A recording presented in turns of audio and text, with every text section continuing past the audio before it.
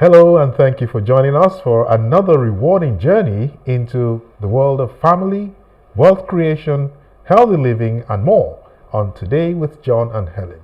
It's a show for everyone, and I'm John Sanaya. I'm most delighted for the opportunity. Helen is unable to be here today, but guess what? Sitting in for her is another smart, beautiful, and eloquent CC. Yes. CC, it's always nice to have you here with me. Don't let Helen hear that. Yes, I will. Thanks, John, for your kind words. It's my pleasure to be here with you, beautiful people out there. This is Today with John and Helen live. Yes. And I am Cece.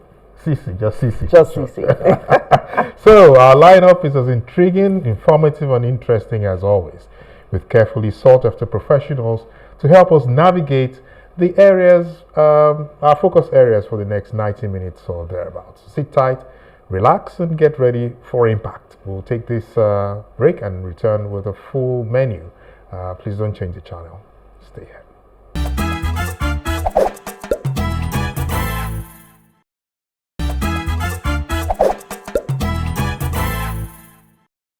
Welcome back. Today we bring you up to speed on a few health concerns. Hepatitis and HIV. What's the connection? How much do you know about these two diseases? Dr. Badamosi Oluwaseyi Lawal is in the house. Yes, and the last time we had Izin Nekufre Kanem talk about marriage, if it's over or underrated. Today we'll pick up from where she left, and we'll take a look at abusive marriages, flipping the coin to what men too suffer in the hands of abusive women, with Adeola Kingsley-James. She's a therapist and hypnotherapist. And the cultural conversation segment with Chizobam of Fuebu is heavy, as usual, with its tradition of celebrating the African attributes and unique qualities. Today, the success story of a young Nigerian is in view. And all this and more assures us of a jolly good ride on the program. Before we join our first guest via Zoom, let's take a few minutes to speak on happenings around us. CC, happenings around us. Yes. What's the first thing that jumps into your mind? Well, just within the week, we learned about the lady who set herself ablaze after a bad marriage. You heard about it, didn't you? Yes. And she had an ugly divorce as well. So yes. She must have had like a case of a complete mental breakdown. Total breakdown. Yeah. And well, we always expect that at times like that there'll be somebody close to her who should have noticed. Yeah. So no doubt the marriage institution is seriously hit now more than ever for many reasons. One of which is abuse. So with us today, we'll be talking about abusive marriages and flipping the coin.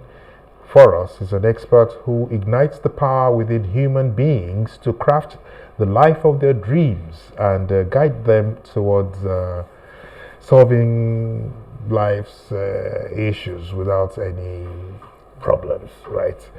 A chief manifestation and transformation queen with a certification as a therapist and clinical hypnotherapist from the School of Rapid Transformation Therapy in the United Kingdom. Our guest finds fulfillment in transforming uncertainty into purpose, fear into fearless action, and hesitation into unwavering confidence. Adeola Kingsley-James is a sought-after global speaker, a mind genius, seasoned television content producer, stepmom coach, and best-selling author. Hello, Adeola. It's a great pleasure to see you again on the show. Welcome. Yes, thank you. Thank you for having me again, once again. Great. Nice to have you. Abusive marriages, flipping the coin, is the topic on the front burner. You are most welcome, madam. Thank you for having me. Yes, and I know she's excited to take on that topic. Oh yeah. So let's dive straight into it. Let's even start with understanding what constitutes female perpetrated abuse. So what are some common forms of abuse that women perpetrate against men in marriages, and how do these differ from the more widely recognized forms of abuse? Well, some forms of abuse, I would say, the more spoken about ones are emotional and physical abuse or psychological abuse. And this is the most common, and it includes manipulation, belittling, gaslighting, and a controlling behavior. So that's the emotional and psychological abuse. And women might use guilt or shame to undermine their partner's self-esteem, or use emotional blackmail to exert control. The next form of abuse is verbal abuse. You've got verbal abuse, you've got physical abuse. And verbal, of course, we know that it's constant criticism, name calling, demeaning language designed to humiliate or dominate the partner.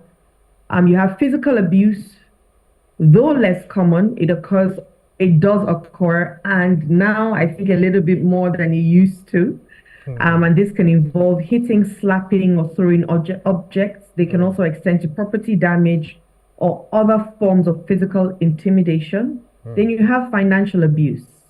Now, women may exert control over finances by restricting access to money, controlling spending, or sabotaging their partner's financial independence.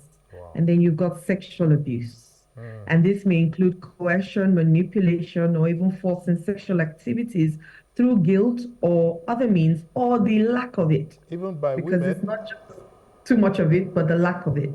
Now, I think the abuse perpetrated the most and the most underlooked, let me use that, yes, or overlooked, is emotional and psychological abuse, yes, which also with female scenarios, you don't have as many people because you can't quantify emotional abuse. Yes. So people downplay, but it's really huge, and it's affecting a lot of men today. Absolutely, yeah.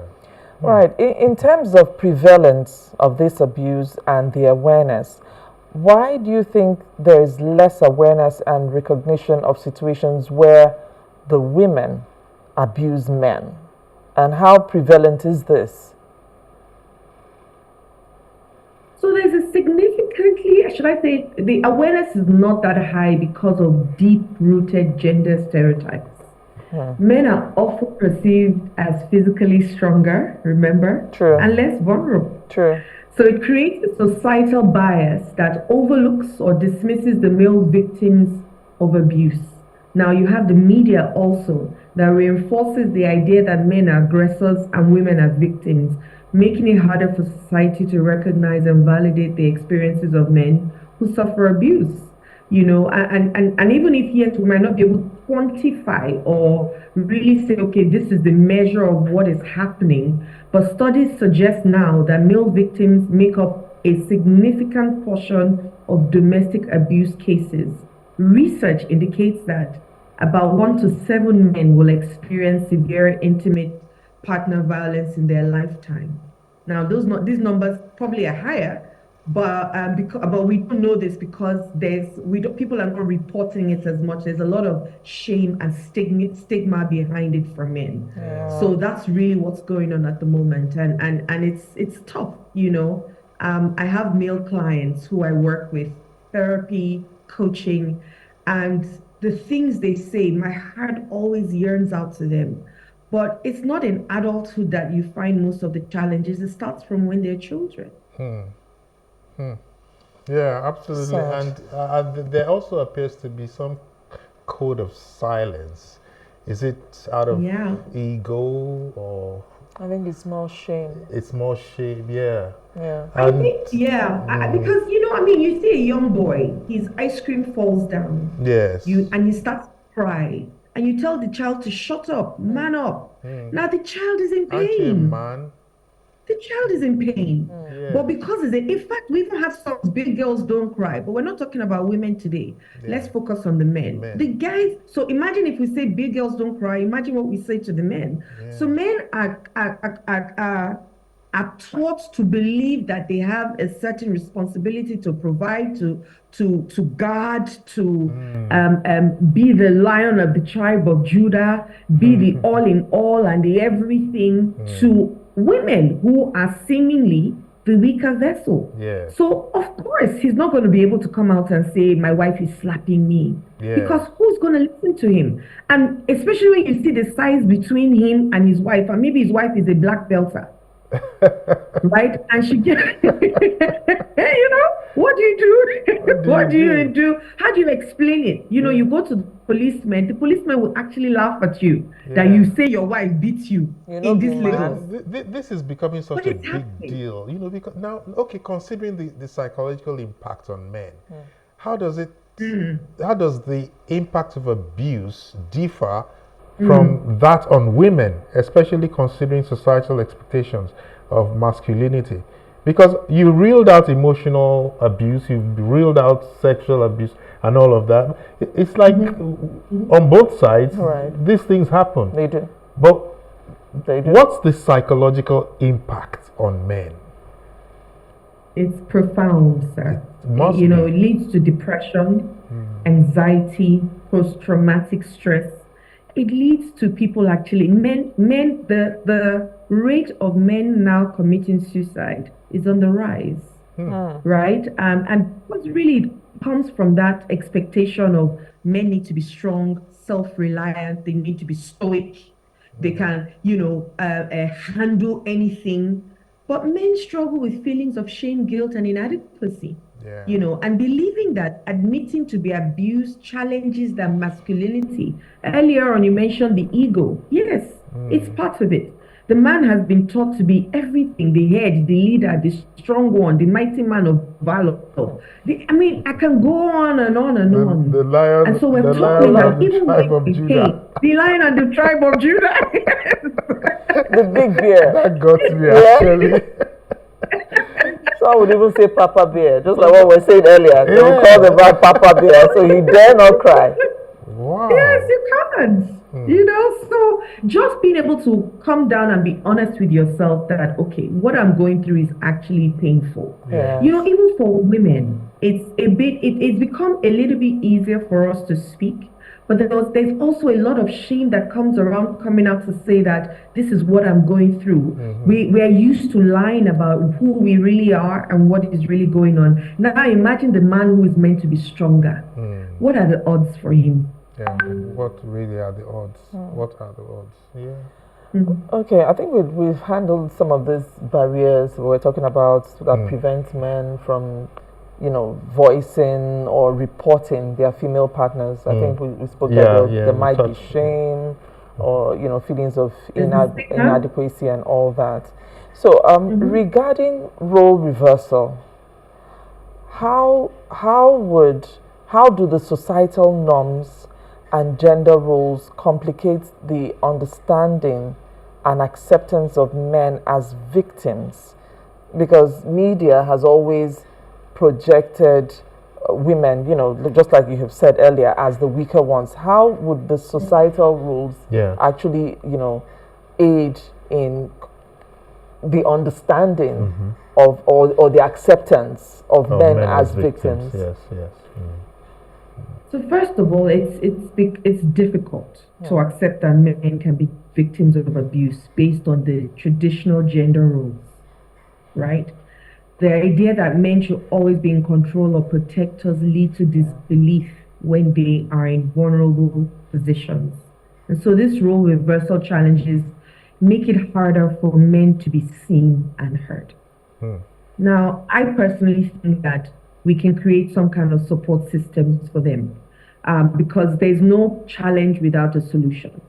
And so, yes, we're talking about the challenges, but there's also a lot of solutions that can be put in place for men. I think that if I'm not sure if they exist at the moment, especially locally, but there are hotlines that you can call to say, look, I've got a challenge or something is happening to me. I think we're focused so much on women that we have, I one day I said to somebody that if we never have another female conference in the world, women are sorted for life.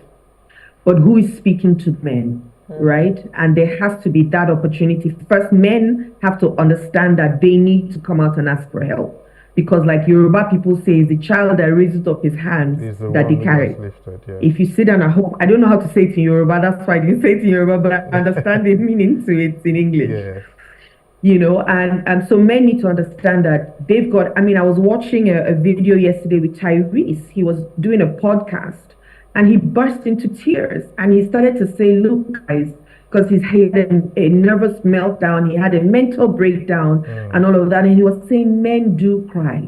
Men have emotions. Men should be allowed. Women should stop saying, oh, once the man says, oh, you know, complains, you not say, oh, what's wrong with you? You're behaving like a woman. Well, if you knew, And we hear that a lot. You know, is it not fellow men You that hear- say that more? Fellow men. Fellow men will say Fellow that to men. their fellow Yeah. man that is showing Exactly. emotion. Why are you behaving? Why are you talking like a woman? Exactly, exactly. But the truth about it is that every human being has got the yin and the yang, which is the feminine and and masculine in them. Yeah. The one you feed is the one that heightens and grows. Period. So in everybody, we've got both. In every human being, so the masculine is the one that is the go-getter, get up, do, chase. The feminine is the chooser. The feminine is the one that sits down and is that attracts. Let me use that. So it depends on which side is the most. If a man has grown up with 7 sisters, I promise you his feminine side will be heightened. He will speak like one because that's all he knows and that's what was Correct. That's Yes. what was fed. Surrounded with most of his life. Yeah, fed in him, and it doesn't make him a woman, but it just says that that part of him is quite heightened, and so he will complain like a woman because that's what he's learned, right? And I think it's unfair for anybody to say, why are you behaving like a woman, or why are you even behaving like a man? We both have the tendency of both features living within us. So I think there are hotlines that we can create for men. I think men can go for therapy. Like I said, now when I started my practice, I'd hardly had men who showed up. Now I actually have more men than women, which is so phenomenal for me because they've come to say, look, I'm weak.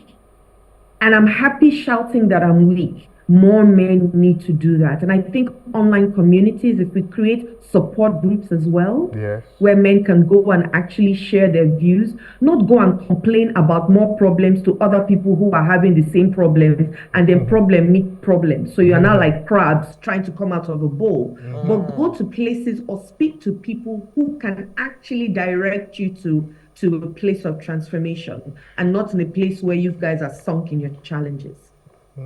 Interesting. So Adeola, as a therapist and a clinical hypnotherapist, what specific strategies or approaches would you recommend for men who are healing, with abuse or from abuse? From their wives, from their wives. especially. How do you get over it? How do you heal? So first of all, you need to admit to yourself that you have a challenge. Because if you go to the hospital and you don't do tests, the doctor can't treat you for nothing. And the doctor will say, go and run certain tests. When the results come out, the doctor then says, you have malaria. So we're then treating you for malaria. If you don't do a background check and look at yourself and ask yourself, how did I even get here? Now, the truth about it is that it shows up, yes, in your adulthood, but most of the times our challenges happen to us between the ages of 0 and 17 when we were growing up, and predominantly between the ages of 0 and 8. Now, one of the things that I think that men need to, I think they need to be validated. Okay. Their experiences need to be validated. Their emotions need to be validated. Many men doubt whether their experiences qualifies as abuse. So affirming their reality is critical. So they need a safe space where they can go to. I mean, of course, I'm hoping that they have people within the family, but a lot of times they don't, because your family members may not be the right persons for you when you're going through a challenge. You might need a professional. So you have different kinds of therapy. So many kinds of therapy. There's CBT, there's hypnotherapy that I do. Because there's so much to on earth and to look through and even just question. why am I like this? Why did I choose this woman? What was in me that was so broken that needed this kind of person? But then, why am I also accepting such behavior? Why don't I love myself? Because if you're with somebody who is hurting you consistently, it's not about the person. It's about how you feel about yourself and how you show up in that relationship regardless. If you bring the worst side of you also to that relationship, what are you going to get? So there's a lot that people need to go back and sit down and look at and see that, okay, there's a trace. And that was what actually helped me as a human being. I had to go back to my own past and ask myself, what formed the me today to find myself in such a devastating state? Let me put it that way. Hypnotherapy was one of the things that really helped me. Community was one of the things that really helped me. I found people who were going further away from where I was coming from, and I followed them. So men need to understand that they don't know it all, right? The fact that you're meant to be the leader doesn't mean you know everything. And doesn't also mean you can actually lead successfully. Because the question is, can you lead yourself? If you can't lead yourself, you can't lead anybody. So let's start to be honest with ourselves. Then that honesty, vulnerability, truth from us to whoever we're working with, we can then get as much help as we need because we're more open. And men need to understand that you're safe. What's the worst that can happen? What's the worst that can happen, honestly? Maybe people might smile at you or I know that shame and all those things can seem big. But when I ask myself this question, would I rather stay where I'm at and keep suffering? Or would I rather go and speak to somebody and get help and come out of the rut that I find myself in? Speaking up is a strength. Speaking of vulnerability is strength. It is. Yes. So I mean, the issue of vulnerability. So many of us don't understand it yet, or well enough. Yeah. That when you're vulnerable, it's a sign of. It's not. It's not weakness. It's not weakness. Yeah. And another thing that just occurred to me is I was having a conversation with someone recently, and he said, you this man. You cannot be, you're not Nigerian, no. If you are behaving like that, then you cannot be Nigerian. Is it a cultural thing that Nigerian men, find it difficult to come out and be expressive? And be expressive about issues like this? So, you must be an Oyibo man, no. What has culture or location got to do with it? Well, I'm not sure it's just a Nigerian thing because Black Americans also go through this challenge, right? Okay. So I think that it's maybe more of a Black thing, and the strength the Black man is meant to have. And I like always using that line of the tribe of Judah because it's almost like you are you are untouchable or unbreakable, as the case is. And so there's a lot that has been put in the Black man, and I think also because of a lot of the slave trade, and because of that era, it did something to us as Black people in general.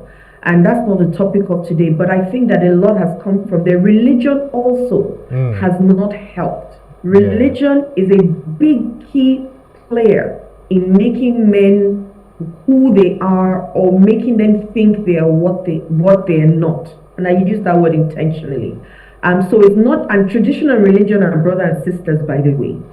So I think that there's something huge on our African descent, but there's also African traditional and religious as well. Because religion, oh my goodness. Oh my goodness. No, but just to drill a little further to what you said earlier, that's why I'll take a cue from what you did say. I think the Nigerian, blacks in general, like you had said, but the Nigerian culture has that strength attribute. You would see coming of age, you see a man needs to be a warrior. You said you saw maybe like Tyrese cry on a podcast. If I should see even a Nigerian man cry on a podcast, I'll be like, what's going on here? Make your point, So I think they're even more acceptable. It's more accepting in the Western clime to even see a black man cry than it is here.